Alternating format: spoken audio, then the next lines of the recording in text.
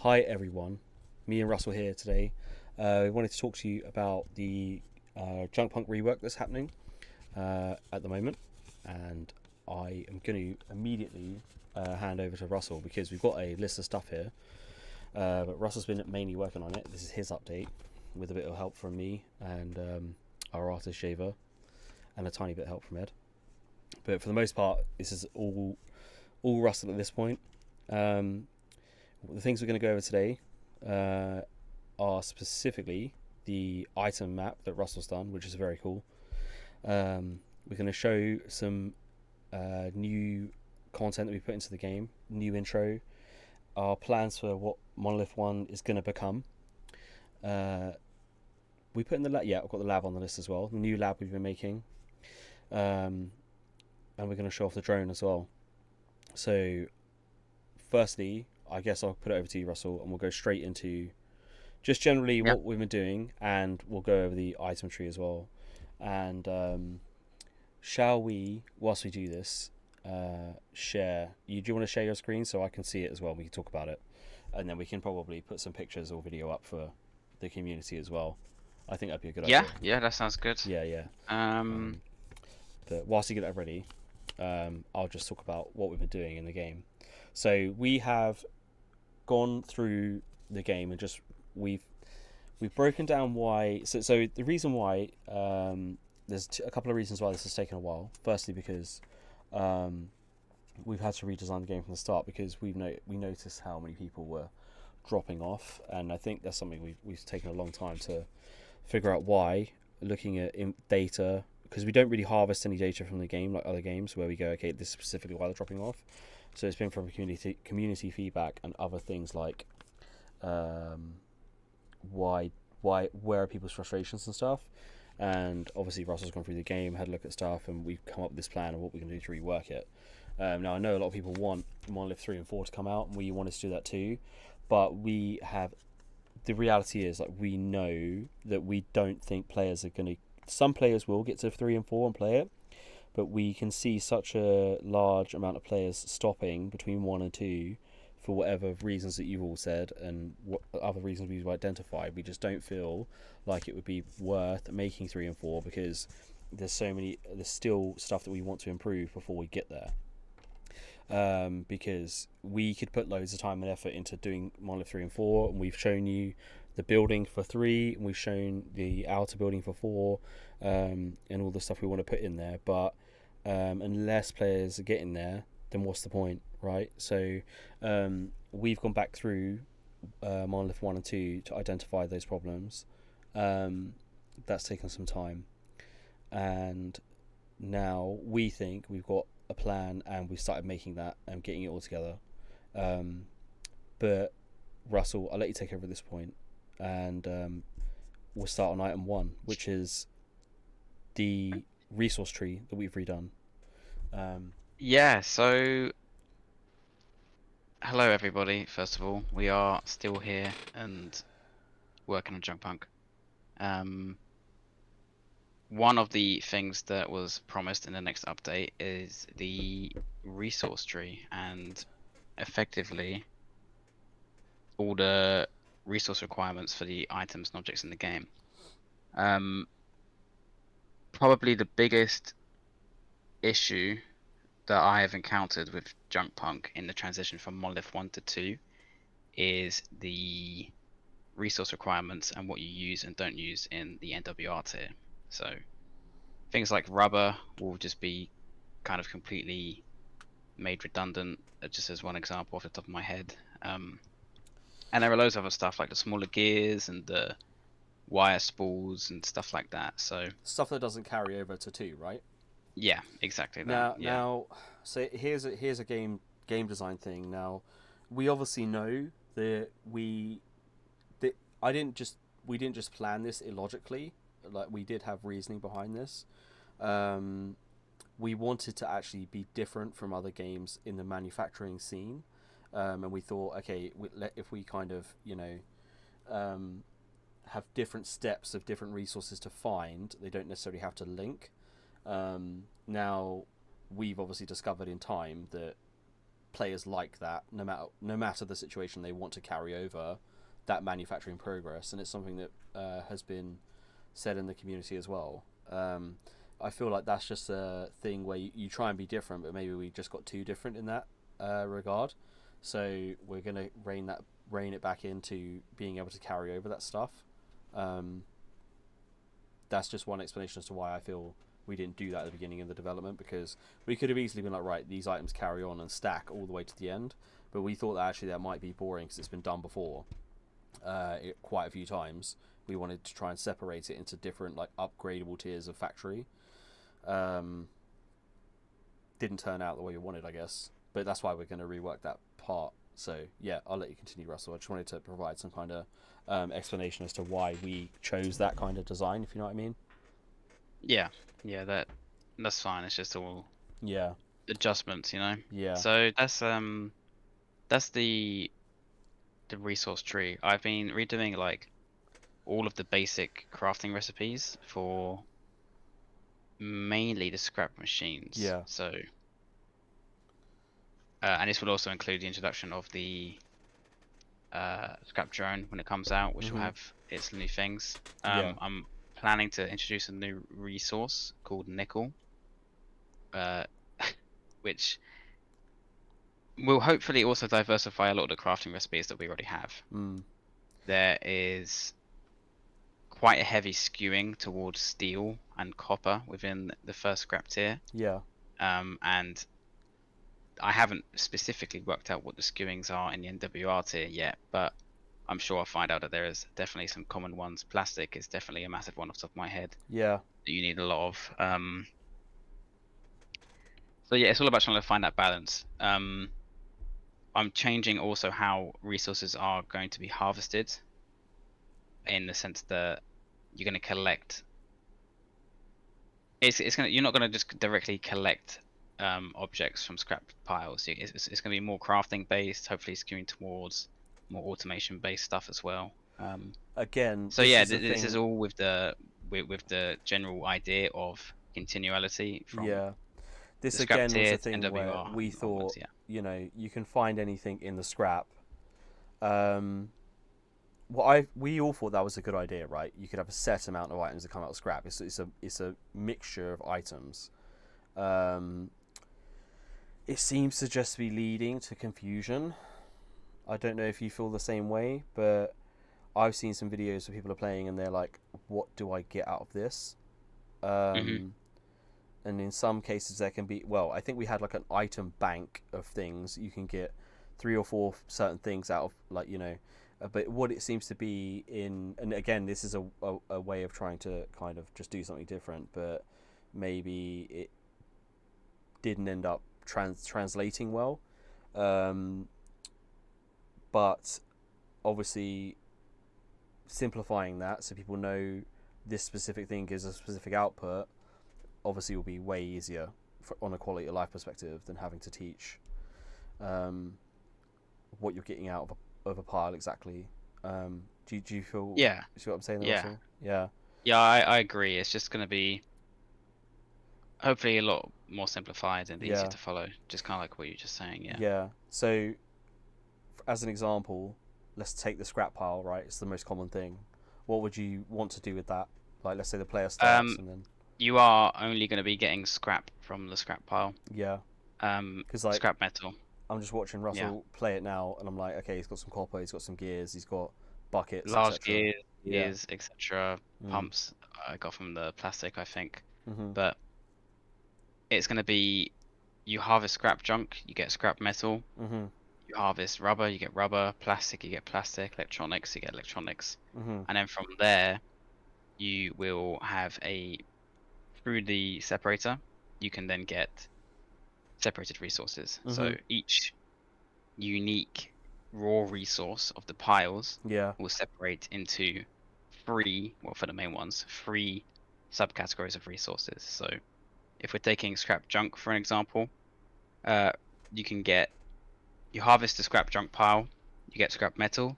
The scrap metal is then sorted into copper, steel, and aluminium. Uh huh. Um, Rare metal piles will follow platinum, gold, and Yeah. copper. electronic scrap, nickel, silicon, and gold scrap. So, Mm. and then from there you do your crafting in the crafting bench or the uh forge foundry, I think it's called. God, I can't remember what it's called. Smelter.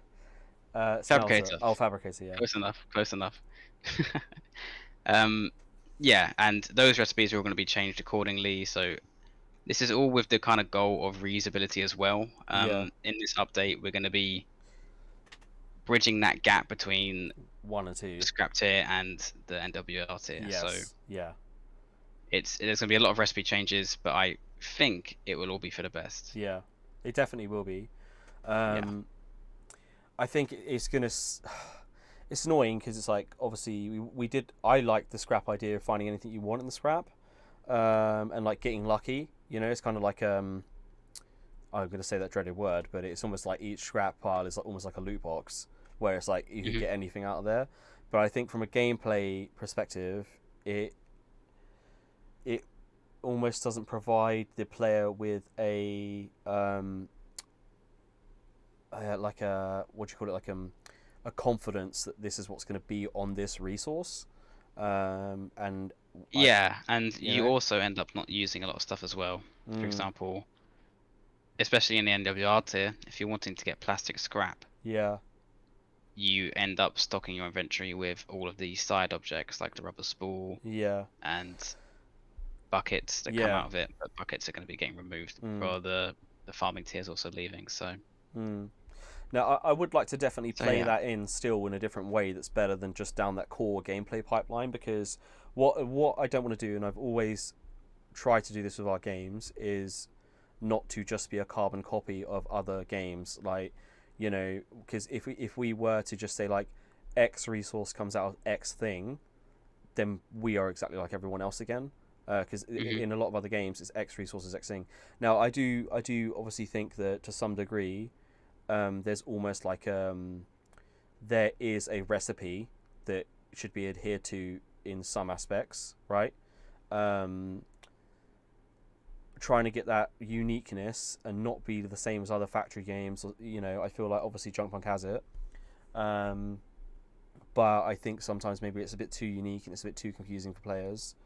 Um, and ultimately, I think that might be where some players are getting switched off, um, because that kind of next step is not consistent. It like because what I do see is I see a lot of players that play for over 100 hours and they love it, but then I see a lot of players that get frustrated and don't go through that process. So I think that it works probably for people that are very good at figuring a lot of stuff out, um, but it's probably quite hard for a lot of users to come on and be like, right, there's 6 different scrap piles. They all have 5 different things in each. Let's work out what's in here, and then we go from that. And then we try and like create an automated thing from that kind of angle. If you see what I mean, Russell. Yeah, I do. And that will be the case with people running into that from playing those other factory games where one thing is one thing, like they're all like that. One thing is one thing, and now like you find this resource, it outputs this one thing. It never outputs anything else but that one thing. And then when you come into Junkpunk, you got all these scrap piles, and they all output multiple different things at random. I thought this would be a good idea, and I still do kind of like it. I just think maybe it needs to be dialed back slightly. Maybe we have a core. We've talked about this as well. Primary resources, and like we've broken them down into what should be like primary, secondary, tertiary in terms of what do you get out of certain things, um, and having that primary set that goes with you, as you said earlier, through the whole game, I think is important. And then maybe what we can do is have a specific scrap, which can be a random. People can go find that, and maybe they get lucky. There's something good in there. But what it doesn't do is force you to do that for the whole core gameplay experience. Yeah. Because then we still get a bit of flavor there, where it's like, okay, here's a random scrap pile. I don't know what's in it. Random roll of the dice. Oh, cool! I found this cool thing. But not in every single um, pile. You know. Yeah, just like how I guess in real life, if we were sorting through a lot of junk, you would find fun, mysterious items inside of Yeah, it. yeah. Or you know what? Maybe what we can do is we just dial down that random so you're not filling up the inventory with tons of stuff immediately. You know, Hmm. because like if you go and like laser a scrap pile now, you know, you're almost certainly getting more than scrap um in your inventory. Like if you open your inventory now, and again I'm just watching Russell play here, but you've only gone through the scrap, like the actual piles, right? And you've filled up. Yeah. Like, and granted, you've got the jetpack on or whatever, but you have filled up everything in the inventory. You've almost filled up the entire inventory, buckets, wires. I can see you've got motors in there. You've got copper coil. You've got circuit board, resistor, um, and you know. So I think that is something that is probably annoying players, honestly, just because you're filling up the inventory immediately. Um, and again, stack sizes is something that we need to address, which is an easy one. That can definitely come in the next update. Like that's something we need to just do is make Hmm. stack sizes way better. Um, yeah, sorry, I was just digressing there and watching you play.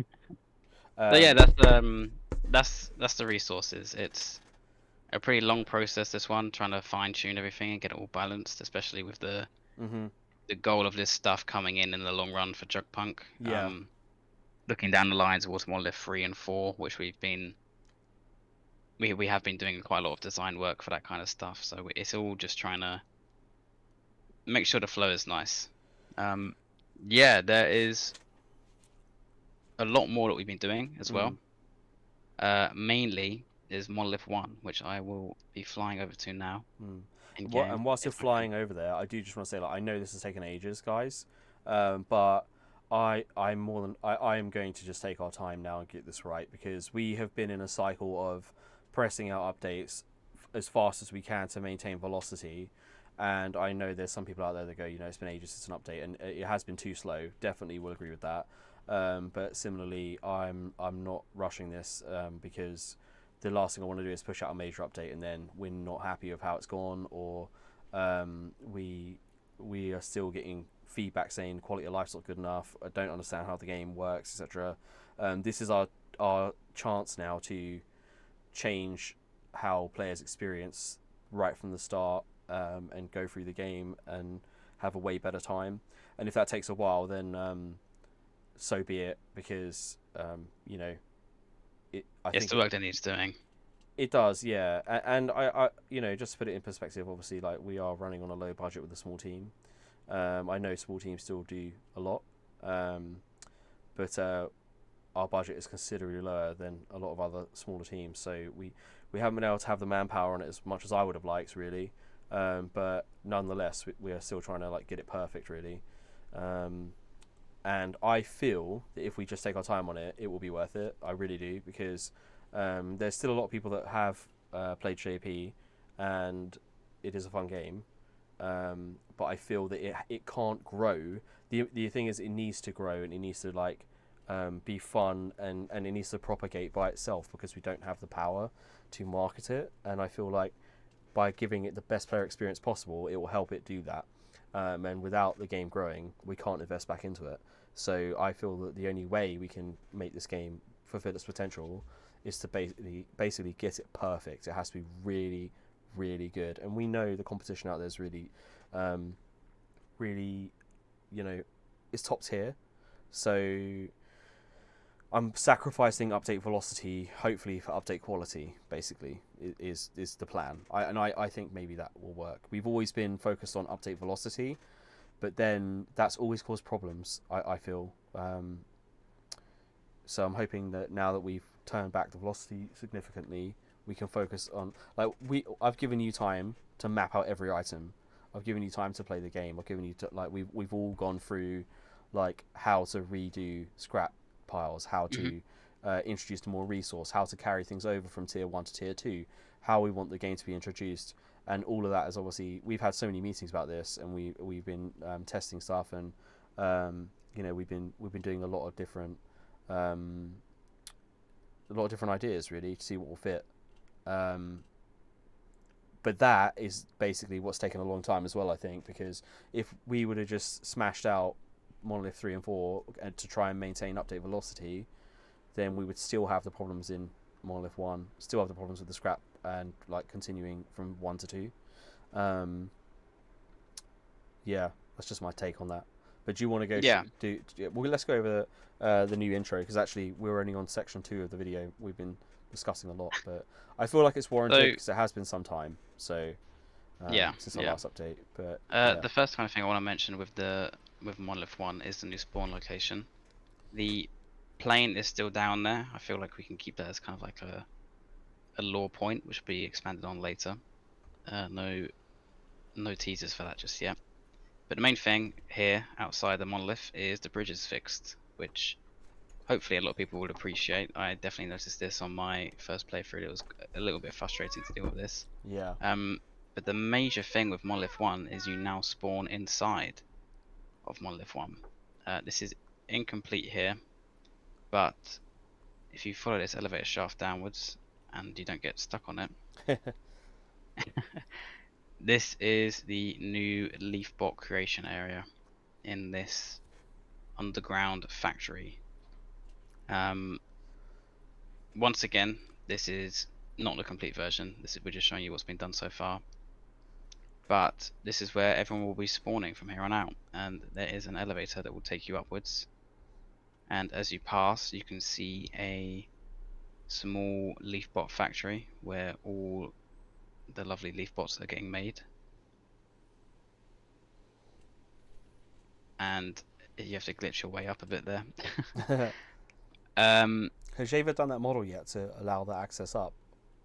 He has done. It's He just not has, swapped but this out. just needs a bit of Fair, tinkering. Yeah. okay, yeah, fair enough.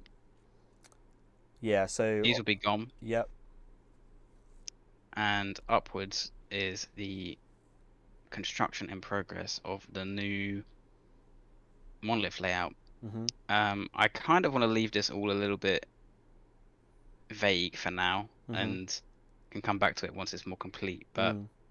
essentially, everything you're seeing here is going to play more into a redesigned quest system Mm-hmm. with new requirements for activating Monolith 1, much more fitted with the lore. Yes, And yeah, I think it's going to look amazing once it's all finished, yeah. and Plants are everyone's going to going love it. entirely from 1 as well, I What's believe. that? Sorry, plants. Yeah, Plants, yeah. The yeah. whole farming system. Because Yeah, because it's going to be gone. when we launched JP, basically we were trying to give people a flavor of what we wanted to do in the future. But so we were like, oh, let's do some plants, let's do some technology, etc. But obviously, plants are now in number 3. They're in Monolith 3 all the way over there in the distance. Hmm. So also they were frustrating. So they're going.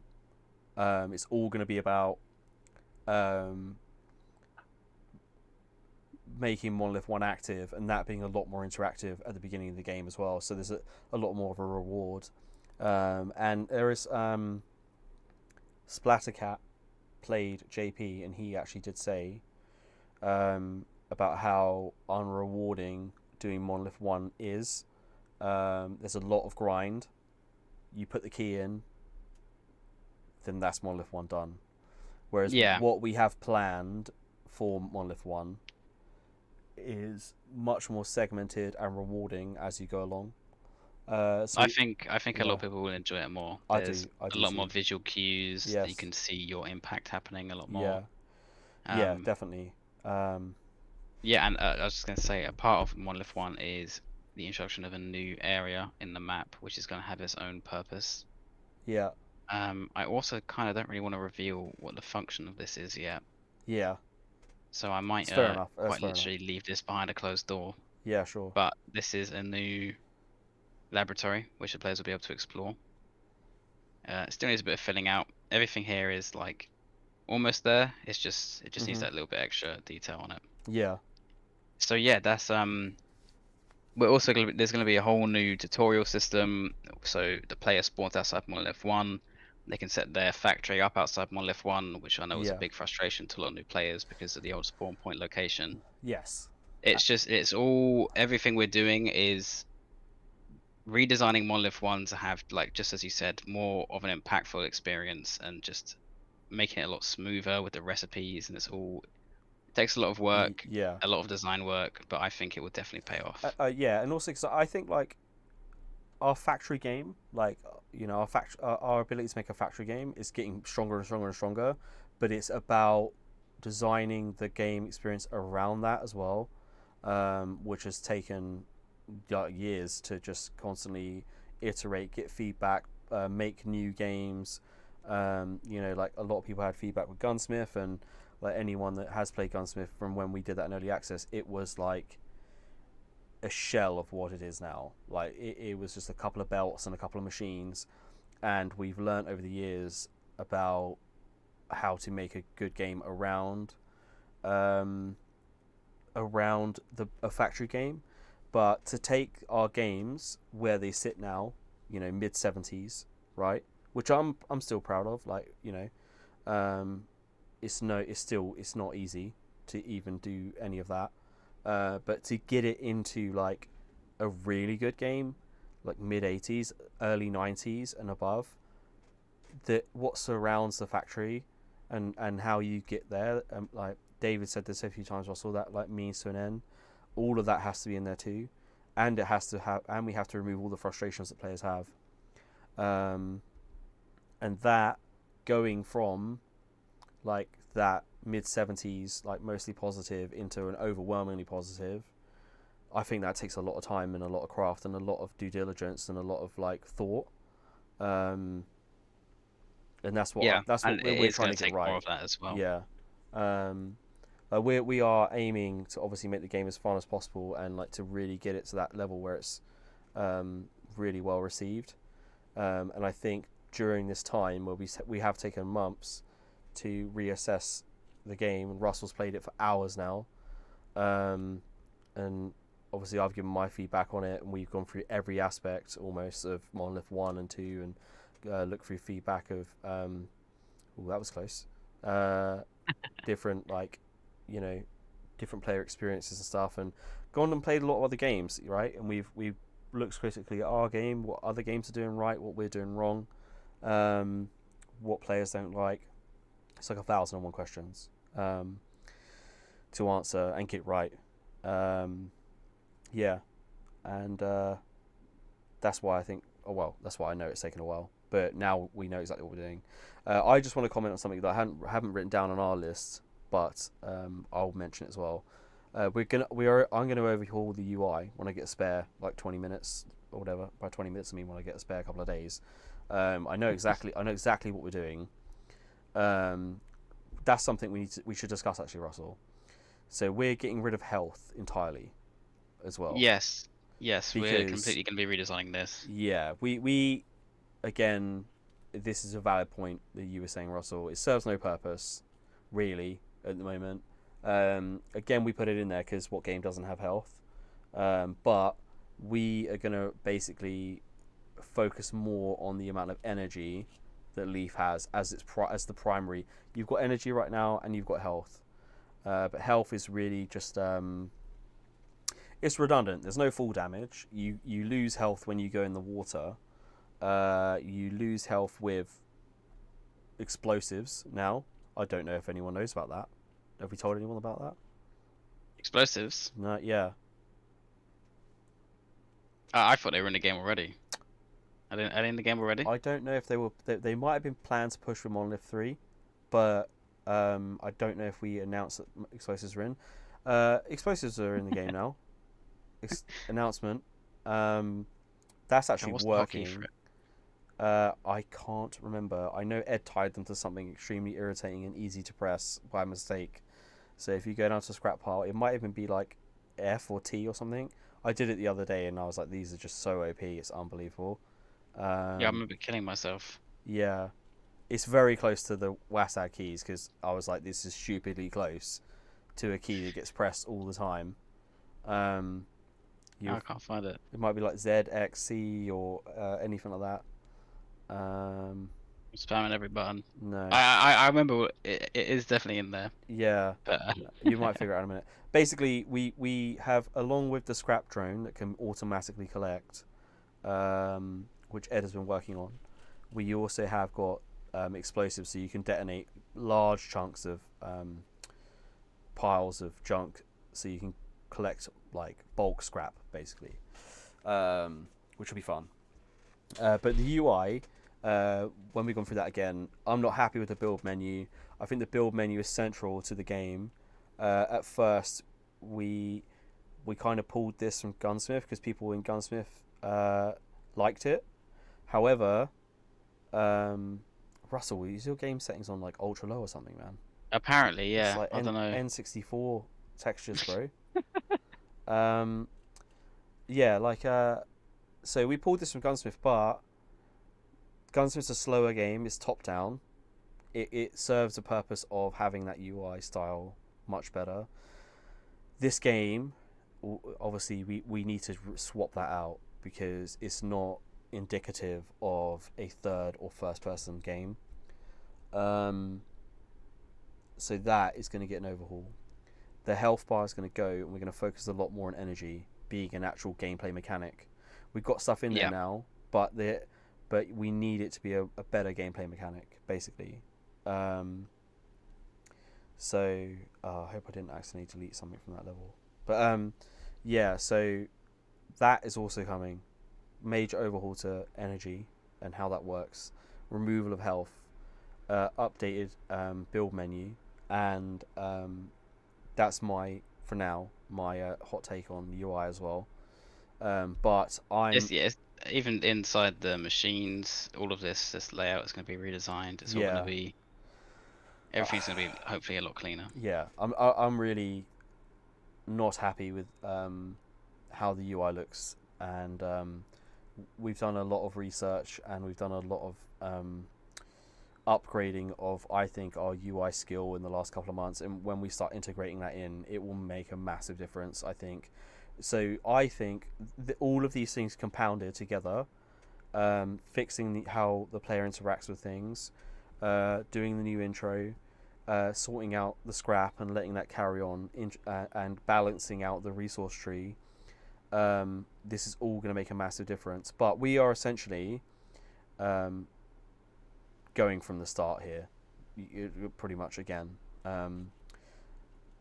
Some people are going to be super pissed off at that. I get that, but I also think that my gut tells me this title doesn't grow until we make that bit really, really good and we get that nailed down. And we've probably made, well, we have made some mistakes in those areas, but that's just it. That's just indie dev, really. You know, we're doing it on the fly and we're seeing what players like and don't like. And some things you will think players are going to like, and some players are going to say, hey, this is actually really fun. But when you launch, and let's say your like test audience did like it, when that scales to 1,000 players, all of a sudden 900 players don't like it, and you just don't know until you get the scale of players. You know, you can Yeah. sometimes roll a design idea, like you roll the dice, like you've got 10 dice and you hit like 5 of them are sixes, and another 5 of them are fours or whatever, and you're like, oh, okay, that's a great result, right? But then you roll 1,000 dice and actually it comes out a totally different outcome, and actually you do frustrate people, and this design is not good at design, etc. And that's obviously what we found out as we kind of scaled the game, and it's gone to more players. The other thing I've got perfect. I've got drone on my list, and you've just put it on screen. Yeah. This is the model for the new scrap drone. This is going to be a scrap tier harvesting robot who is going to do all of your scrap harvesting needs. This is part of kind of putting a bit more automation into the scrap tier because there's a lot of problems with the scrap laser beams. Yeah, this is just hopefully going to make life a lot easier for everybody, and just once again just introducing new content for the purpose of making that Monolith 1 experience all that more enjoyable and impactful. I So think, yeah. yeah, I think we should play into this a lot more. I was thinking about this the other day. Right now, the player can go around and collect a lot of scrap. I kind of feel like we need more automation with bots and stuff to make it unique. So I, I, Hmm. I kind of feel like what we should do is almost slow down the rate at which the player can harvest the scrap, and push them more towards making automated bots that can go and scrap for them, and allow that Yeah, to so help. they got your whole fleet of scrap Yes, drone bots. yes. Yeah. Um, and then that way it's like we take the micro away from doing loads of scrap, scrap stuff from the player, um, and then they can focus on building the base, and that resource can come in. Um, I feel like that's probably going to be way more fun. Yeah. Than making the player, like, harvesting scrap is quite fun and I like it, but then it would be cool to allow the player to build like a resource input immediately, and then players can focus on making their base. One last thing from me before I forget this, like this, again, I know this is going to annoy people. This is obviously going to obliterate save files. This is not going to function in any way, shape, or form. What Yeah. I That will is do yeah. for players with save games is I'm going to put a dedicated branch of the old game on Steam, so that if they want to continue with their save file, they can do. They just switched over to that and they can play the old game. And then new players will get the default branch and they can do, if they want to start a new game, etc. So that's the best compromise I can do for you all, is that basically when this update does come out, you can still complete your current game, and when you're done with that and you're finished and you're ready to come over to the new game, um, you can do that as and when you please, and it won't just train wreck your current progress. You can finish the game now, or you can decide, hey, I'm coming over to the new version of the game, basically.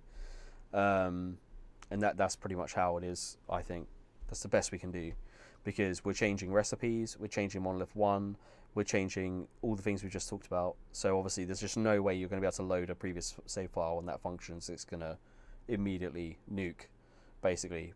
Probably would just crash the game because it would just be so many changes. I doubt it would load. Yeah. It won't crash the game actually. It will just return you to main menu. But I'm just being technical now. But This is also why we're taking more of our time on this one because yeah, we're nuking everybody's saves. We don't want to do it again in the future. So we're yes. trying to get This everything that this is is also, save nuking done in this yes, update. absolutely. This is another policy that we are kind of like integrating now. Save nuke updates have to be major updates, like really significant, and that is also, this shouldn't actually happen with a new monolith. By the way, each time we add a monolith, it shouldn't nuke a save, because we're just adding more things to do that weren't in the world. The problem with saves is when you are, and this goes for all games, by the way. If anyone's interested, like, oh, why do saves get nuked in games? Why do these things happen? Like, oh, they've just pushed out an update, yada yada. Why does it nuke the save? Right? Adding to the game where it's not been there before, like a new monolith to go and complete, we can pop that in the map, add all the new recipes, add all the things we've got to like craft, put it all in there, and that will go in quite gracefully. The problem is when with save files, and this applies to many, like almost all games, is that when you are altering something in the past, that is the biggest problem, right? So, Russell, you're really not showing our game in the best light here. You're like trying to show it off, man. Don't just show all the bugs. Okay, my bad, my bad. Yeah. Adding thing, changing things in the past is where it really gets tough to uh, gracefully migrate a save file.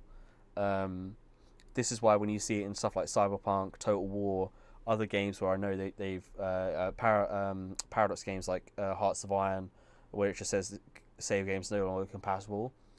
Um, that is basically because some kind of configuration, or some kind of file that reflects your save is no longer in existence or has changed to the point where it's going to just screw the entire game up if you load it again. But adding new things is not really a problem. So the good news is, adding new monoliths, you will have a save that is compatible. Technically, that's what Ed tells me. Blame Ed if it doesn't work in future. However, retrospectively editing things, i.e., spawn location, recipes, what's coming out of a factory. If we change a recipe and you've got a factory set up, we can't retrospectively say, "Oh, you're making this item, but the recipe's changed. Therefore, now automatically change the recipe," because that's not how you've set your base up. And then we don't know what machines you've got in what configuration, so we can't automatically do that for you. It's impossible to tell. So, but if we were to add more factory into the game, let's say we add another 10 machines with 10 new recipes, you can put that in a new save game because it's not been interacted with before. So building on a save game, as long as we're not retrospectively editing, then actually save games can be graceful, and you can do that. So that's for anyone that always wonders, oh, will this break save games? Because I know this comes up all the time. You only break a save game when you're doing retrospective edits to the data. Anything you're adding can still be compatible. Now, there's probably caveats and anomalies to what I'm saying there, but from my experience as a developer, that is generally the rule of thumb. A retrospective like edit of your save data is what will break it. Adding new things to the game and loading a previous save is usually okay. And that brings me on to something else that is a retrospective edit. I want to edit the inputs and outputs for all machines, and probably remake the machines as well.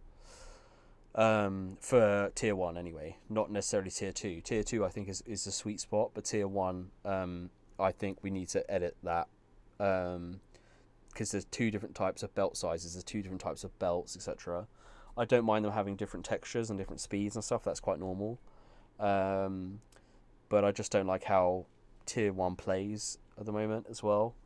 So yeah, that's another edit that I want to make, but that's the final edit for me. I think in this update, there's a lot of work there. Obviously, it's factory, UI, gameplay, intro, recipes. It's tons basically. There's a lot. Yeah. So, but it's going to be a totally complete game. A completely different game. Sorry. And I think it'll be way better to play from the beginning. But yeah, I'll let you chime in on the last part, Russell. Yeah, that's pretty much it. We're aiming to complete everything that we put out on the last Steam update. Yeah. Which is a lot, but you guys definitely do deserve a lot. So Yeah. yeah, there's still a way to go, but I think the wait will definitely be worth it. Yeah. So to round up, this update will contain, going from the beginning of the game, new intro. In Monolith 1 rework, so it's better. UI update, scrap drones to automate production immediately. The new resource tree, reworked scrap piles so they're more consistent and can carry over to tier 2. A new lab for a different bit of gameplay. Also, I know we spoke about items to find, but we're not going to cover this because it's already getting really long. But that's also coming. What else am I missing? That's about it, really. I think. For now. Yeah, for now. But yeah, that's what we're going to do, and it's going to take some time. It is just going to take some time. But yeah, we'll try and do it as fast as we can within reason. Yeah, I think now that we've got kind of I feel like now we've got a proper plan, Russell, and we've started to like execute the plan, and I feel confident in all of these changes. I feel like almost all of these changes are going to have a positive effect, and that's something that we spoke about in great length. Was all changes and all updates must push the needle in the right direction at this point. There's no point just adding more and more content unless it pushes the needle, right? So Exactly. Yeah, I guess we'll probably leave it there. Yeah. Cool. All right, well, thank you everyone. I know it's been a super long update, a super long video, but it has been some time, and now you know what we're doing. and I hope it's going to be super fun when we do it. And yeah, we'll leave it here for now, and we'll be back. I think the next update we do, I think it should be when like Monolith One is modeled, playable, it looks good. We're happy to show users and new players what is coming, and then we can also show a lot of other new things off. Probably when we're a bit closer to that update stage. I think that's probably when we'll do our next update, and Yeah. I don't know when that will be. I'm not going to give a date for it because it might take a while. Um, but yeah, um, I think it's going to be way more fun being able to automate at the start as well. It's gonna be really really good. Um, but yeah, thank you for your patience, everyone. We'll see you soon, and Yeah. Thank you, everyone. yeah, take care. Bye, guys.